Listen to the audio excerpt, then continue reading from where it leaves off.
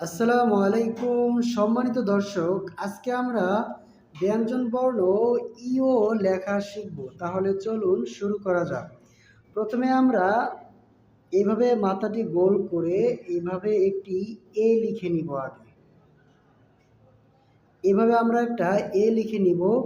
লিখে নেওয়ার পরে আমরা এখান থেকে এইভাবে এইভাবে আমরা দিয়ে দিব। সুন্দর ইও হয়ে গেল। এটি একটি মাত্রাবিহীন বর্ণ। এই বর্ণটিতে কোনো রকমের মাত্রা দেওয়া যাবে না, কারণ এটি হলো মাত্রাবিহীন বর্ণ। দর্শক, প্রথমে আমরা সুন্দর একটি এ লিখে নিব।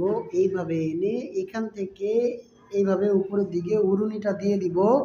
তারপরে আমরা এখান থেকে ইওর এইভাবে দিয়ে দেব। সুন্দর ইও হয়ে গেল।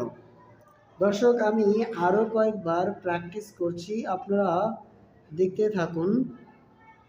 তারপরে আমরা এখান থেকে এইভাবে সুন্দর করে দিয়ে দিব ইও। দর্শক, এই বর্ণটি অনেকে এভাবে ভুল উচ্চারণ করে থাকে।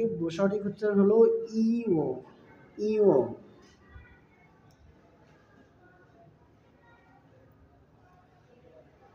প্রথমে আমরা এইভাবে মাথাটা একটু গোল করব। তারপরে আমরা এখান থেকে এইভাবে এনে একটি এ লিখে নিব।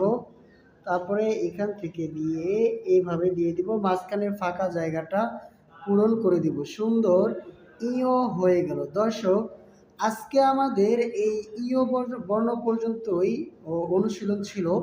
দেখা হবে আপনাদের সাথে অন্য কোনো ভিডিওতে। সেই পর্যন্ত ভালো থাকবেন। আল্লাহ হাফেজ।